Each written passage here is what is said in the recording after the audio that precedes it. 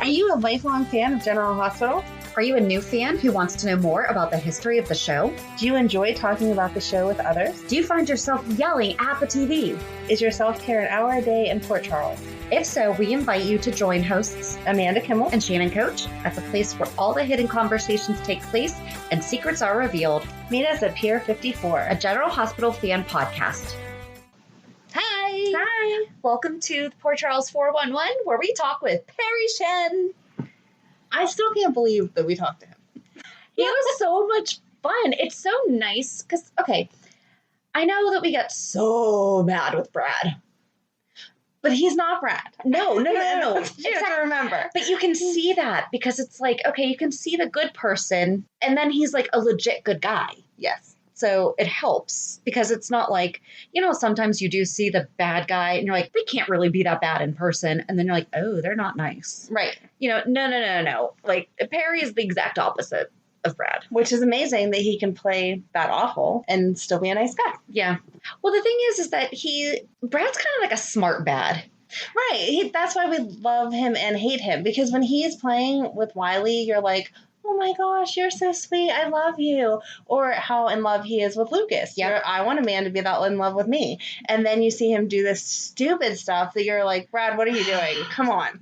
You just want to like smack him and be like, seriously, come on, get it together. And he said he felt that way when he read some of the scripts too. Yep. So it's not just us. And we didn't just talk about Brad. We got to talk about some of his other projects that he's worked on, and very vaguely heard about something he's going to be coming up. And I want to know so badly what it is. I can't wait. As soon as we find out, we'll have to throw that out there for everyone to check out because it sounds very exciting. It does. So enjoy our conversation with Parry. Hey. Hi. How are you? I'm good. How you doing? Doing good. I liked your little standby. Oh, before I came on? I'm Shannon. I'm Amanda. Hey there. Hey. Thanks so much for agreeing to talk with us. We're really excited. No problem. My pleasure. Thanks for asking me. So what have you been doing during COVID? Keeping busy? Making a home gym. I've been proud that I haven't missed a day since quarantine. As soon as they locked down, I started just slowly building a gym, just from jumping rope to getting a few weights, then exercise bands, and then to a bike, and then a full-on punching bag, and so it's legit. So now I'm looking to cancel my membership because I don't need it anymore, and it's really convenient to just literally, if at 11 p.m. at night I decide, you know what? I just want to hop in real quick and hit the bag for like a half an hour. I can do that. I'm in the best shape of my life because it's just so convenient, and I stay longer doing it because I've got like good music in there. I've got and TV, so it's just like it's been great. It's having an extra room in the house, Yeah. Well, I mean, and that's perfect timing because Brad's gonna get buff on the jail yard and everything. So hand in hand, yeah. He gets, yeah. I mean, you've been building your gym and everything while you've been in quarantine, but you have a nice family with you too. Yeah. Right. I have a family. We're spending a lot of time together, and now we've devised a system where certain days are that person is responsible for the entertainment for the night. So, so that's everybody has their turn of showing either movies that they want people to see or games that they want people to do. And so that's been fun to sort of be forced to do, know? Yeah. Well, just to be able to slow down. You guys are still really, really locked down. Like you're still staying in shelter, right? Yes. Yeah. Cause the numbers are in California are worse than New York's now. So yeah. So California wins.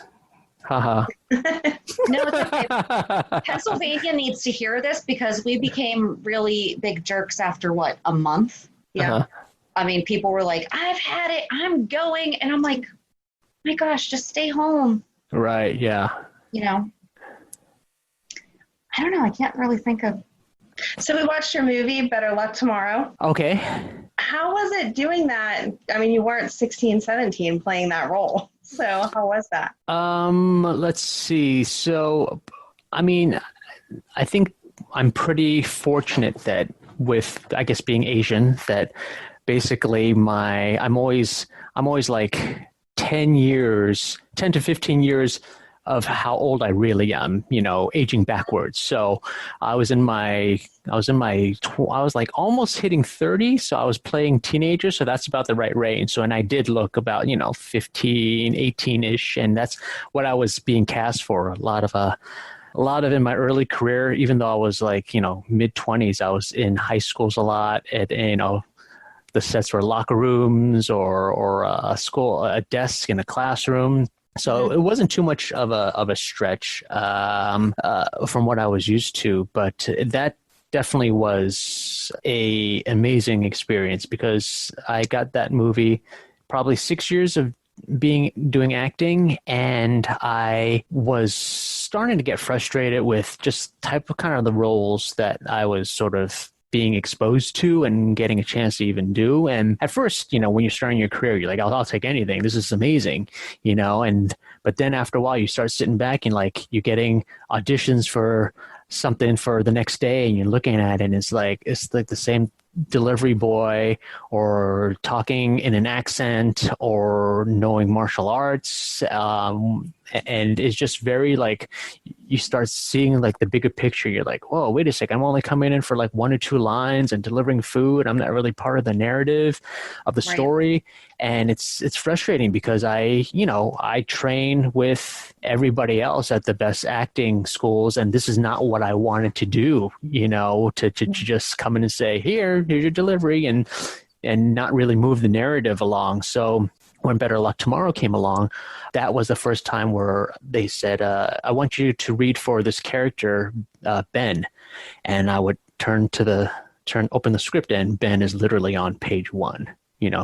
He's the main guy. And I'm like, whoa, I didn't really think about it because usually when I'm auditioning for something, it's like, okay, you come in on page 47. It's like, you're like, where am I? And then you're out at page 48, and you're done. So that was sort of a huge sort of, you're like being empowered and going, you know what? Yeah, I've paid my dues. I deserve, and I can carry, I can be more than just what I've been going out for. So that was sort of a huge turning point for me with Better Luck Tomorrow. I really enjoyed it. It reminded me of almost like if Clerks had met Can't Hardly Wait, met Reservoir Dogs. Right. Yes. Because it's very dark. Yeah. Well, and it was loosely based on a true story. Yes, it was. Okay.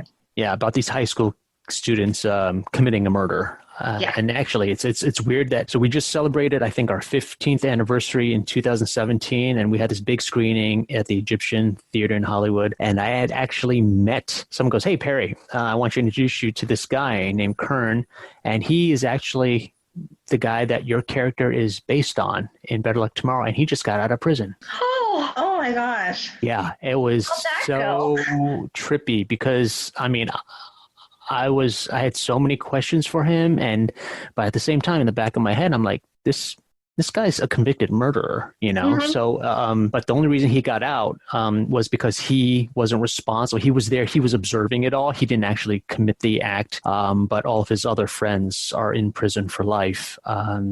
And so he, and I sort of asked him kind of like what was true, what liberties did the film take, and what actually happened, and so that was fascinating. And so that was interesting. Also because we're the same age, so our lives took a departure after high school. I went to college, he went to prison. And for the next 20 years, I whatever, and so now we were converging, and it's fascinating. Just how one moment can change your life. You know? How did you prepare for that role, given that basically it sounds like a lot of the opportunities you had before were just stereotypical roles? Yeah, so I've been training the whole time, so I was primed and ready to go, and that film let me exercise all the acting muscles that I had. I'm like, if this movie doesn't do well, this is all I have, this is pretty much all I have at that moment, so I gave it my all. I didn't go out for pilot season because the movie was shooting during pilot season, and so it turned down a lot of potential big roles. But again, all the roles that I was going out for on a pilot was the emasculated tech guy, who was really good at the numbers, but then as soon as a woman walked by, he wouldn't know what to say. And it's the same thing over and over again. And it was like, okay, yes, it would be a lot of money if you would get this role, but at the same time, it's like, if I had a choice, I'd rather do the Better Luck Tomorrow part that I wasn't getting paid very much. It was, an independent project. And I remember my agents were giving me crap and saying,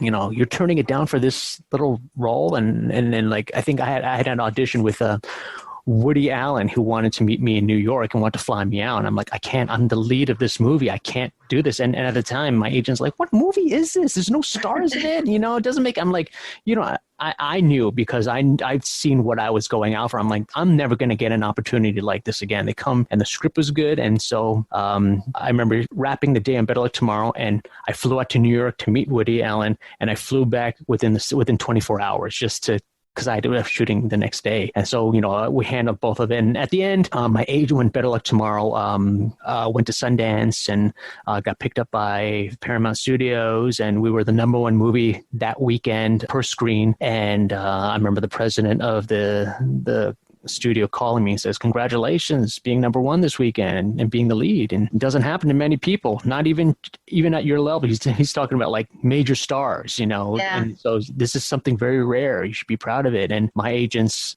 sort of ate humble pie, and they went, you know what, you were right.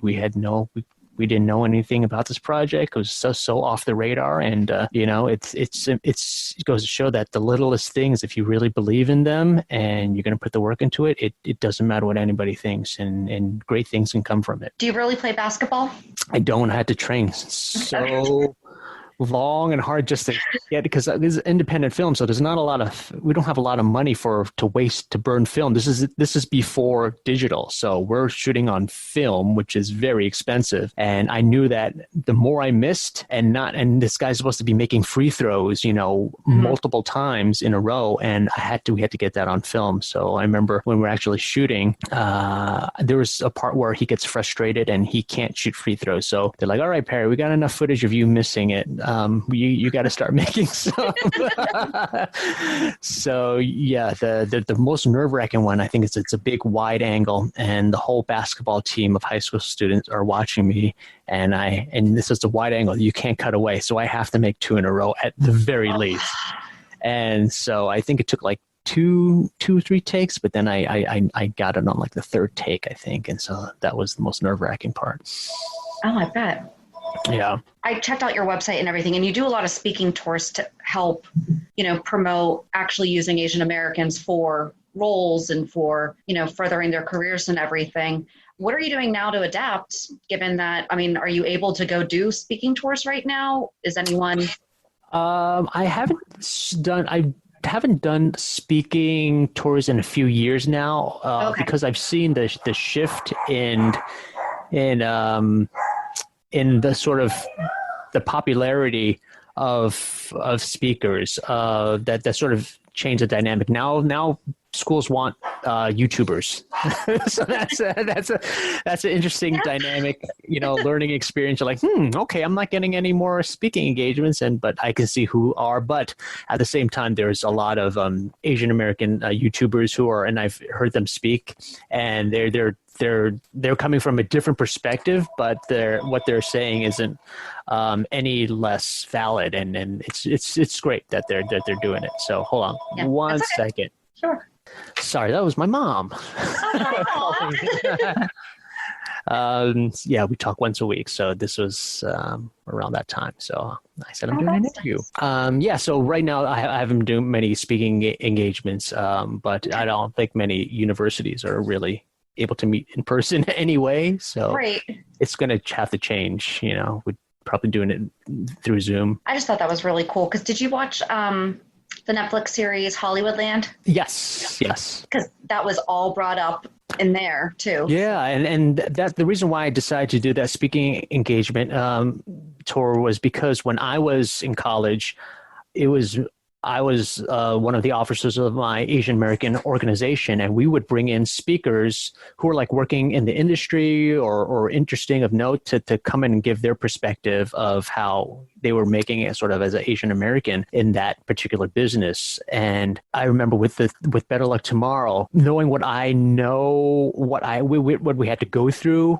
I wanted to sort of impart some of that lessons to people who were like coming out into the real world in a few years. And for example, like with Better Luck Tomorrow, that everybody loved the script in Hollywood. They said, but you know what? All these characters are Asian American, and there's just no market for that at all. So we'll give you 4 times the budget that you need. We'll give you $1 million. We only needed $250,000. We'll give you $1 million if you change these characters to anything else but Asian.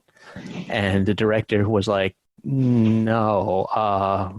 So the director maxed out 10 credit cards and went $250,000 in debt. It was a big gamble, but he really believed in the movie. And so I wanted young Asian Americans to know that the playing field, as much as you would think hard work means a lot, all you got to do is do your work. It's like, sorry, race does play a part in it as much as you want or not. You could ignore it, but these are the facts of the real world. And even the poster, if you look at the Better Luck Tomorrow poster, it's a negative image of the characters in a blue background. I didn't look. I just got it on Amazon Prime. Right, me too. Yeah, so if you ever look at the poster, it's a negative image because that way you can't really tell we're Asian on the poster. And that was kind of the reason why it was done. So it's amazing, all these things. And and for the longest time, the only Asian American lead in a feature film, a studio feature film, for the longest time was still me, like 15 years after the movie. And that's kind of sad. I mean, it was kind of awesome because I had that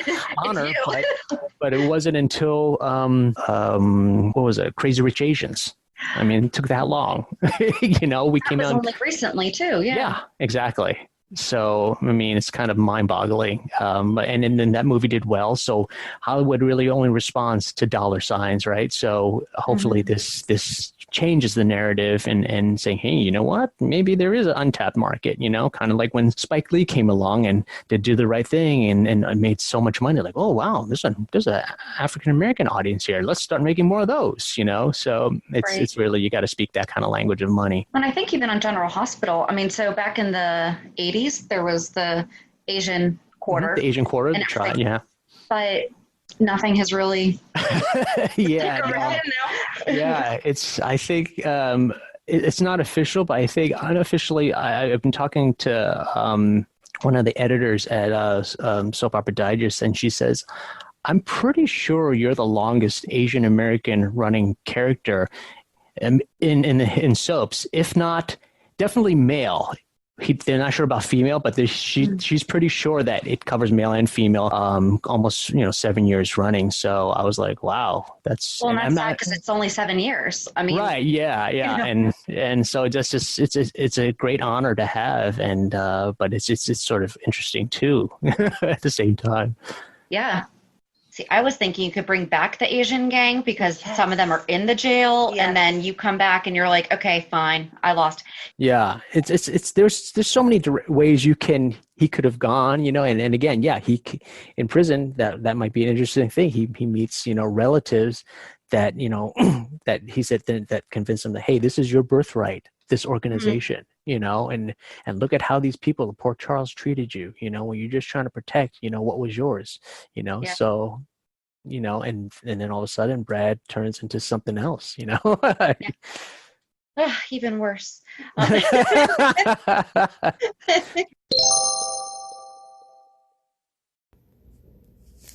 Do you have an idea for a podcast but don't know where to start? Download the free Anchor app or go to anchor.fm to get started. Anchor is such an easy way to record and edit a podcast, and you can do it from either your phone or computer. Best part is you don't have to worry about getting it out there. Anchor distributes to many platforms, so you can be heard on Spotify, Apple Podcasts, Stitcher, and many more. You can start making money right away without having a minimum number of listeners, too. Anchor really is everything that you need to make a podcast all in one place. So you've done film and you've done TV, and was able to watch your Doc McStuffins episode because my little one was into it back in the day, so I remember that episode. Yeah. What has been your favorite? Like, what do you enjoy most? I actually enjoy voiceovers a lot, only because you can literally be anybody. You know, I'm not confined to what you see here, you know, which is sort of like you know, maybe the nice guy, the boy next door kind of guy, but definitely not the main, you know, villain, you know, because I don't look physically intimidating enough. Like a good example is I did this video game called Sleeping Dogs where I play the main bad guy in the whole video game. And that was amazing because I never got to do that. And it didn't matter what I looked like. We did the motion capture, and on the stage, I'm holding this guy who's like way taller than me. But in the video game, I'm towering over him, you know? So I'm just putting on the voicing, listen, you punk, you know, and it works. And it is revealed a couple of years ago that they're making a feature film of that video game. And I was like, that sucks because I know I'm not going to be up for the character that I played because I there's no way, you know, I just know how it works. And so it's voiceovers give you a lot of opportunity to do things out of the box and have fun. I mean, playing a toy robot dude, you know, on Doc McStuffins, you know, it's great. But at the same time, I do miss just making a movie. You know, I like the feature film medium because you get to take the time to sort of try different things. But also there's something also said about with soaps where it's kind of like you do the work and it's like, I just want, let's move quickly. And that's kind of great too. I'm sort of letting go and saying, you know what, this is kind of the choices that I've made. And, you know, and so there's something to be said for that as well. Cause I remember when I was doing GH and I was recurring also on NCIS Los Angeles. And so I'd been doing a ton of GH. So I was used to being out within half an hour of shooting because, you know, we only do one take and you have all 4 cameras on you. You knock it out, you're done. And you've done like 20 pages. And I remember then the next day going to NCIS LA, which is very traditional. And we were shooting only 5 pages that day. And it took like 12 hours. And after like hour 3, I was like so exhausted because I'd been so spoiled from GH of just like, I'd be done in 20 minutes, you know, with 5 pages. But you know, it's going to look, you know, really, you know, you're trying different things, you're doing different coverage. And so it's just, you know, pros and cons. But I think ultimately, if I had to do just one, it'd probably be voiceovers just because there's unlimited possibilities for that. So we have to talk about Brad. Mm-hmm. Because we love to hate him like everybody else. Uh-huh. Do you ever get the script and you're just like, seriously, guys, can you give me a break? It was definitely with when I got Wiley, and I was like, oh, this is great because I can tap into my experience with fatherhood, you know, and doting with the child, and I'm really good with kids. The kids really love me. And I'm like, this is going to be great, you know, and it's going to be interesting, softer side of Brad. And then when I read that Wiley, the original Wiley, dies from SIDS the very first day, I'm like, oh, come on. Couldn't give me just a couple days, or, you know, just with you know, and showing, you know, what a good father he can be. And it's like, but at the same time, like, oh man, this is really juicy, you know.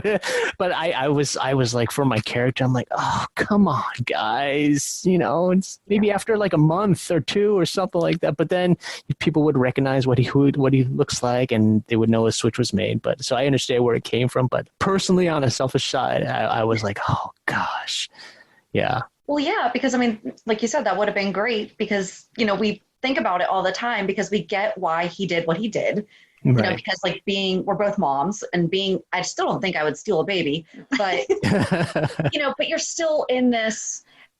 I've also never had a friend have a baby that she needs to offload on the side of the road. So, you know, given all those circumstances, I don't know what I would have done. What direction would you have liked to see them take Brad in? because now you're kind of stuck in jail for who knows how long. They might let him out because they're letting out prisoners for coronavirus. The baby swapping is a good enough reason. They're letting out murderers in real life, so they might let Brad out. Yeah, I'm like my crimes are like pale in comparison. I would like to. I have to be careful because if I say something, it may happen and it may not happen because I've said it. You know what I'm saying? Right. Yeah. I don't want to get you in trouble. Exactly, because then it might be a really good idea, and then the Ray's like, oh no, he already spoiled it. You know, Right. you know. So yeah, it's one thing I would have liked to have seen, and wouldn't change anything. Would to be. I saw that sort of my only redeeming way sort of entering back into things is of referring back to previous history that that Carly has done something similar like this, you know, and would show maybe an understanding.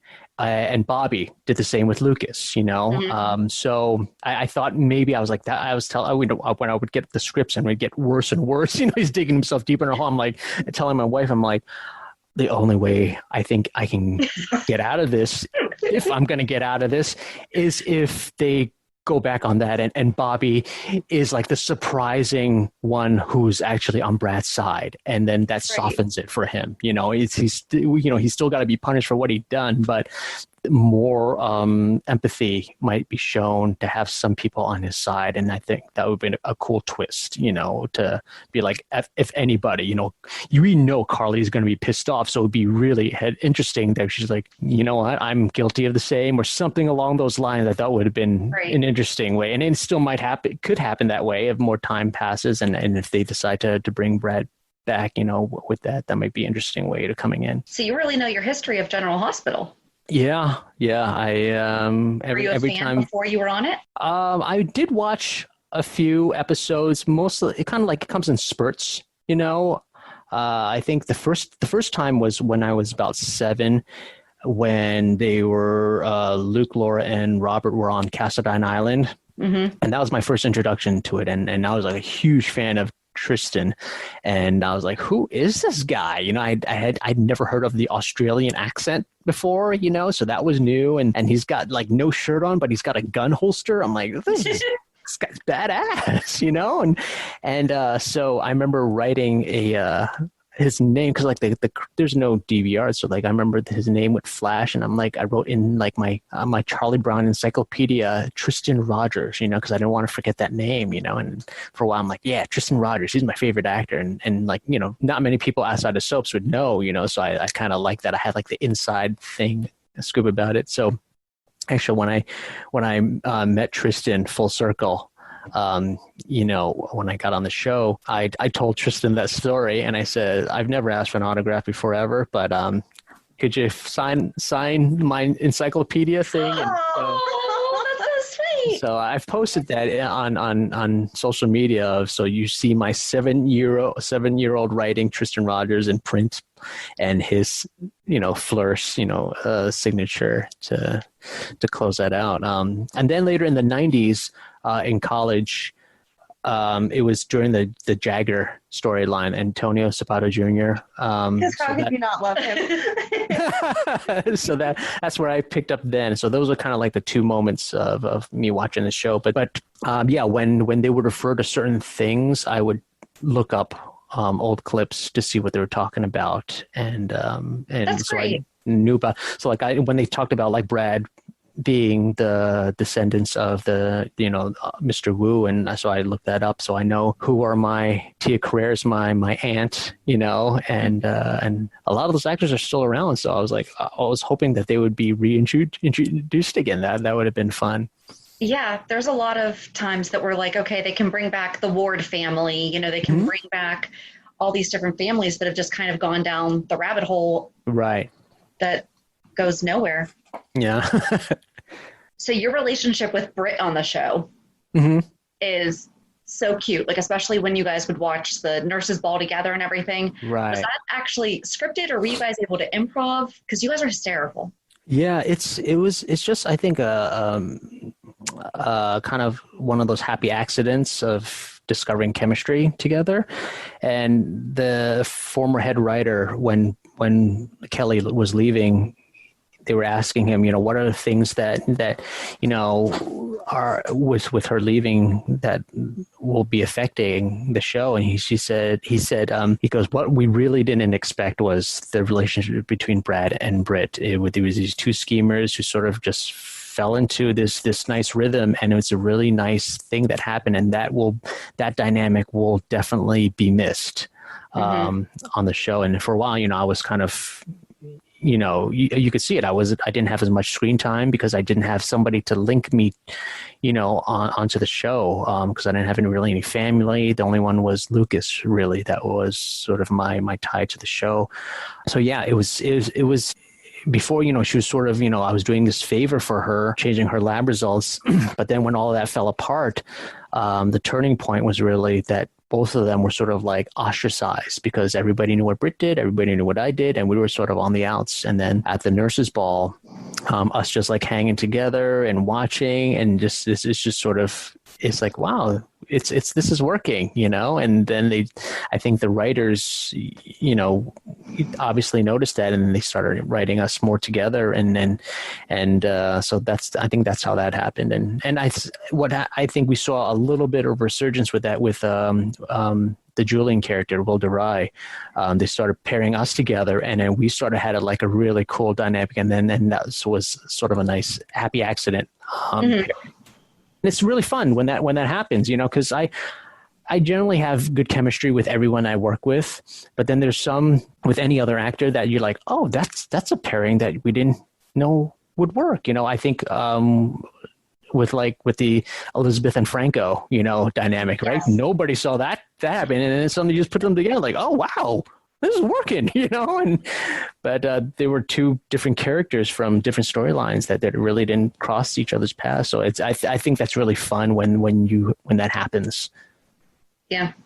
How do you feel about Britt hooking up with Julian so much when she was last back? I mean, that's your father-in-law. Yeah, I know. So I shot the scene where my last scene when I'm saying goodbye and she's seeing me off to go to prison, and then later we're all done, and I'm like, I'm talking to Kelly, I'm like, yeah, well, I'm done shooting, for the day. I have no more left. And he goes, oh, I'm shooting some more with Will. I'm like, why? And she goes, because I'm like, those characters have nothing to do with each other. She's like, I hook up with them, and I was like, what? And I instantly wanted to go back and reshoot what we just shot, and me give her crap, be like, because I think people wanted to see Brad's reaction to that, to Britt. You're like, what the hell? I think that would have been fun, just like a little snippet. Brad, people want to see Brad go off on Britt, or be like, or at least be like, show how flabbergasted. He's like, are you kidding me? Great. Yeah, we were definitely waiting for you to just walk in on them or something, and never happened. Yeah. What about when you had to perform at the nurses' ball? What was that like? The first time was again, I think they realized the fun part of Brad, the fun side. So it was very last minute, because all you get the scripts ahead of time, what's being performed, the rehearsal schedule. And then Frank calls me up and says, hey, you're singing at the nurses' ball. Do you know this song? And I'm like, not really. He's like, okay, go look it up and learn it, because we got to shoot it next week.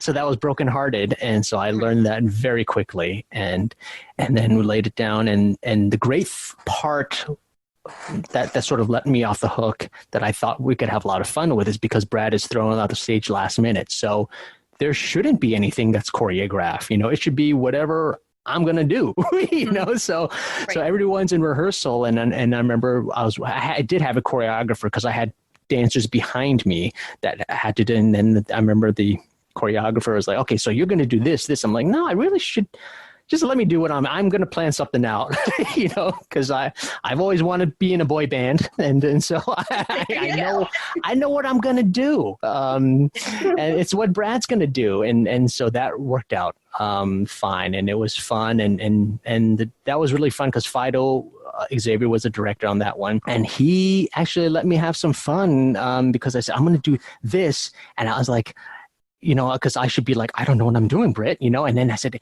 and maybe, I don't want to overstep any bounds, but I think that if you go over there and Britt just gives like a thumbs up, and then cuts back to me and sort of like cheers me on. And then Kelly went with it with her ultimately dancing and going crazy.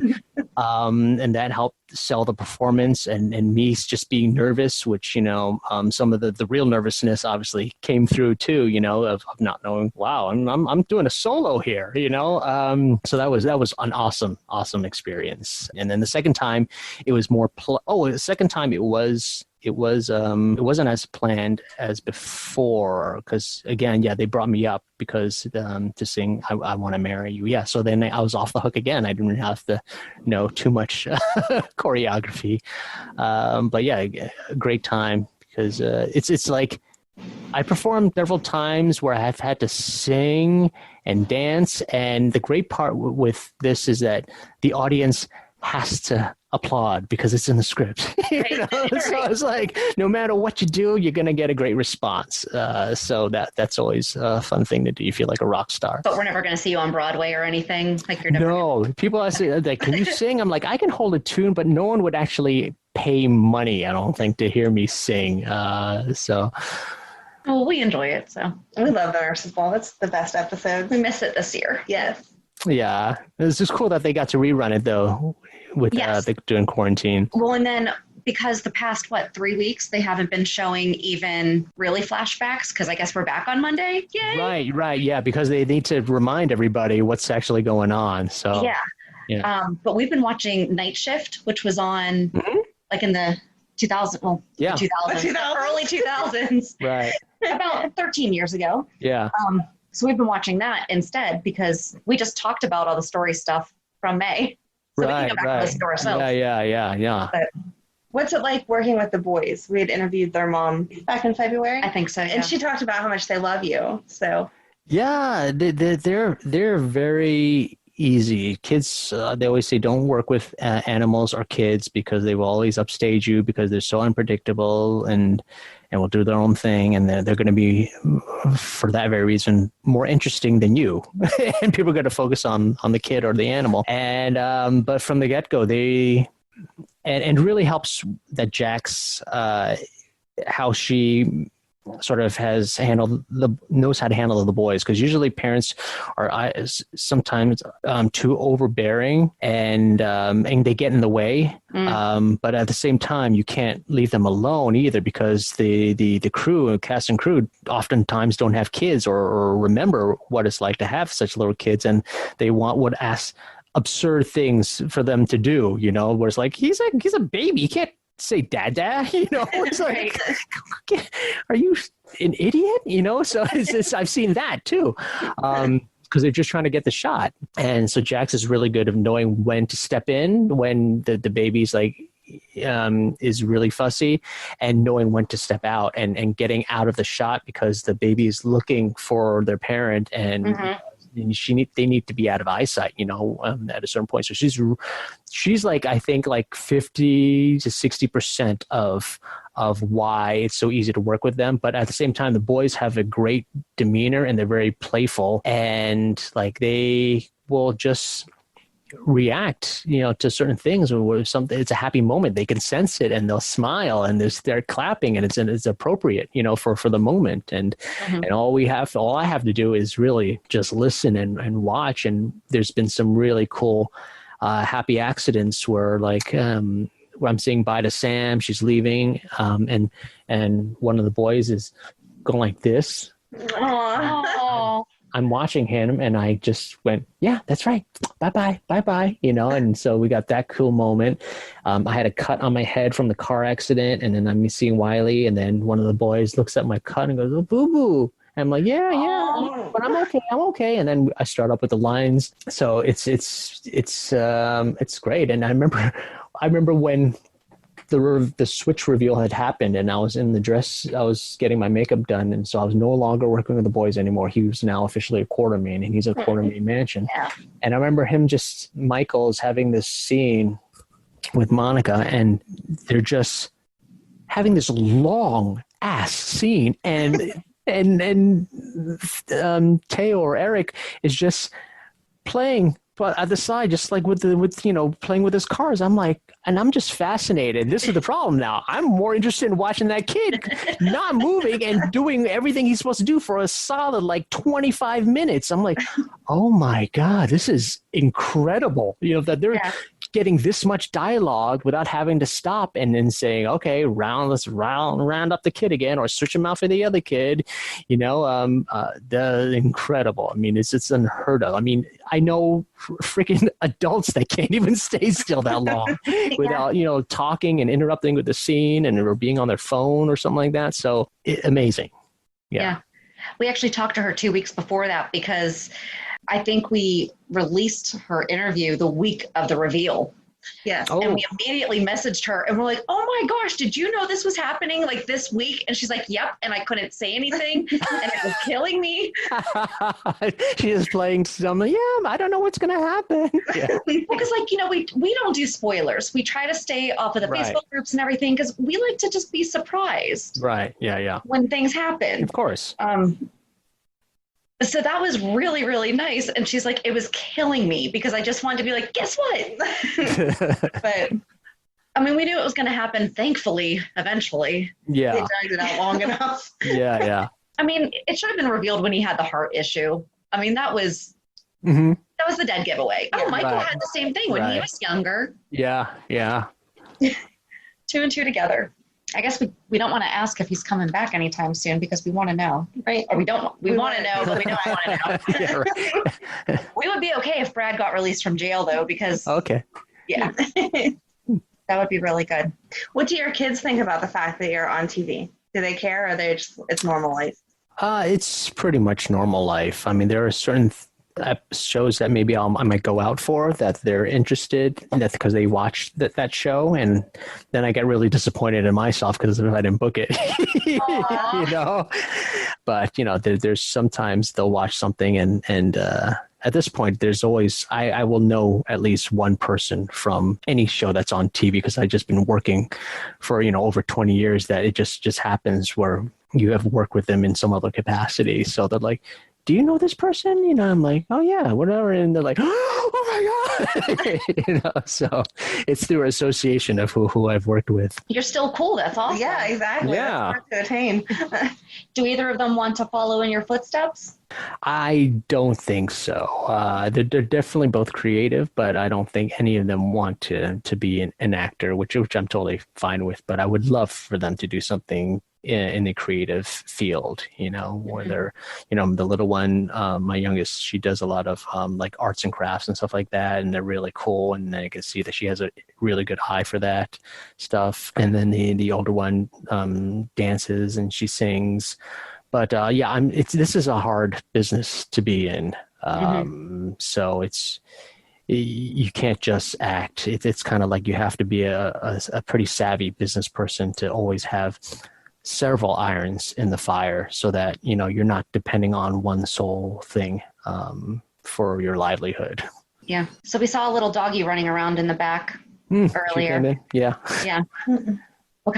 What's her name? Roxy. She's mom's a poodle, but she's a rescue, so don't know what dad was, but we're thinking probably a terrier or Yorkie. Aww. So something like that. Yeah. Cute. So what's been your favorite experience so far in General Hospital? Probably the nurse's ball, the first one. Because that one, again, you just felt like a rock star. But kind of like where I had the most fun in terms of doing a storyline was when Brad propositioned Michael. Okay. Because he was kissing Kiki, because I was like, oh man, this guy's such a douchebag. And I was having so much fun just like twisting it and making Chad and Michael is just so uncomfortable, you know, and I remember and I had just been on the show for just 2 months at that point. So it was only supposed to be 4 episodes, but I was just having fun with what they were giving me. So the writers were just writing me more stuff. And I remember Frank just pulling me aside, and after I was doing it, propositioning Michael, and he's like, he was just went, "You are so good in this," and that's what you want the boss to say, you know. It's like, right? you're just so good in this. You're having so much fun. You're great. Well, it's always fun to see you guys. We can tell when you're legit having fun with each other, right? Mm-hmm. You know, when you can tell when someone really, really just enjoys being on a scene with the other person. So right, yeah. It definitely comes through. Do you have anything coming up that you'd like to share with? It's interesting. I just booked 2 things yesterday, but one I can't. I just signed a non-disclosure agreement. But it's a project with one of the biggest directors in the world, and it's pretty awesome. I was like, oh, come on, I gotta get this. So it was just fun just to meet with that person one-on-one, just to work out that scene. And so yeah, I just found out this morning that I got it, so that will be announced. Congratulations. Soon. Thank you. Yeah, forward to seeing what that is. Yeah, it's a pretty cool project. Well, so it sounds like things are still kind of moving along, though, you know, with at least trying to get projects underway. And yeah, slowly but surely. But, you know, everyone's kind of been pretty good with, from my friends that I've been working, you know, everybody, they're trying to do the best in terms of testing everyone. I have to say, I'm not that excited to have to go through what I've seen people go through with the testing with the, you know, I'm assuming it's up the nose, cause that's the most thorough one. But I mean, to make sure we all feel safe, you know, and I'll feel safe that I know that other cast members have had to go through that, you know, so. Yeah. And I think that's what, at least a lot of the fans that we've been seeing, you know, I mean, of course we miss GH, but none of us want you guys going back to work and getting sick. Right. You know, like we're good. Although we have been saying they should do something where, did you watch a bunch of people put on Quibi, the Princess Bride piece together? I heard about it, but I didn't actually see how it turned out though. It's so cute. I mean, it's very rough. You know, it's definitely someone standing in their backyard with their video camera. You know, and they edit it all together. Like, it would be great because you could go out in your backyard and shoot some scenes as Brad in prison garb and everything, you know? And it'd be something unique and interesting. But I mean, we're getting new shows, so they figured it out. But if it has to, you want to pass that along to Frank, you know, that would be really cool. That'd be I think it'd just be really unique to see. Yeah. Definitely. Yeah. I mean, I miss seeing everybody, you know, and it's just like, it's amazing. So much time has passed where I'm like, oh my gosh, it's been almost half a year since I've seen some of these people, you know? Well, yeah. Cause you were gone, like a month or 2 before? Yeah. my last episode I shot actually was January, you know, those things aired. My episodes aired in March. So end of January, I haven't seen anybody since end of January, basically. Okay, one last question, because we're always wondering this. Where does Lucas go? He's there, and then he's just gone. Where does he go? Do you know? I don't know. I have no idea. I mean, you were kind of single parenting it there for a while, you know, because he was always off screen. Right. Yeah. And I think it was unfortunate because the only thing that it was basically, you know, because you would have to show Brad keeping this lie and basically Lucas can't be present for any of that, right? When he's like bearing a soul. And I think that's why that was really great to then be paired up with letting in Julian on The Secret, because he needed to unload and get some of that out, because he didn't have Britt for that to happen with. So that was important. And he definitely couldn't confide in Lucas. So I think it was sort of a unfortunate circumstance of the storyline where Lucas basically had to be in the dark, and which meant that he was not he wasn't shown as much. He couldn't be shown as much. There's only so many times where otherwise he's going to look idiotic, him being there all the time and not noticing, all these things going on right, behind his back. Yeah. Well, thank you so much for this. We really appreciate it. This was a lot of fun. You're welcome. Thanks for having me. Nice meeting you guys. You too. Yes. And, good luck with your project that you just landed. And thank you. We can't wait to see what it is. Yes. Good talking to you. Take care. Bye. Bye. Okay, so there you go. That was our conversation with Parry. He was just so normal. I just love when actors are normal. And I feel like I could talk to them forever about anything. Like, we had our questions and he stuck to it. But I feel like if we would have had another 3 hours, we could have just talked about, hey, what are you doing on Saturday night? Blah, blah, blah. Right. Like, if the dog had stayed, we would have definitely been like, so let's play with the doggy. Exactly. Here's my cat. Where is my cat? Cookie I don't know. Cookie didn't join us today. She didn't. She normally does. Yeah. Huh. I don't know. You must have done something to make her mad today. But anyway. Why do you think I made her mad? That's your fault. I couldn't have done anything to her. She might be sleeping. Mm-hmm. She could be actually playing with one of the 3 other people that are in the house. Okay. If you say so. I'm a good cat mom. Grandma. I'm a cat grandma. Oh, okay. Technically. I'm never putting the word grandma on my name, so no. Anyway, yes. Awesome interview. So sweet. I still just can't believe that we get these people. He was so gracious, Yeah. It was just like when they thank us at the end for talking to him. What are you talking about? Yeah. Thank you for talking to us. Yep. So exciting. And I do hope that Brad isn't gone. They have to bring him back. I think our idea, or as we were talking to him, I thought of it when he's talking about his friendship with Britt. Britt has good connections. Why can't one of her connections get him out of jail? Right. There's too many possibilities. I really do think that there's a way. Because if they bring in the coronavirus, which, to be honest, where we have one of the main characters is an infectious disease doctor, I do think that they have to bring it in. It only makes sense. If Finn was not there, I would not be... Right. But, I mean, come on. Yeah, no, I think they should bring coronavirus in. And then, sure, Brad can get out of jail early because they're letting some people out because of all that. But even if they can't do it for those reasons, he has plenty of shady people in his corner. Absolutely. They can figure out a way to get him out.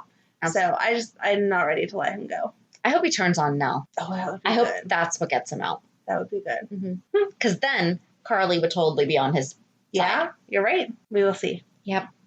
Or we have already seen, because we recorded this before we got new episodes. So who knows? There you go.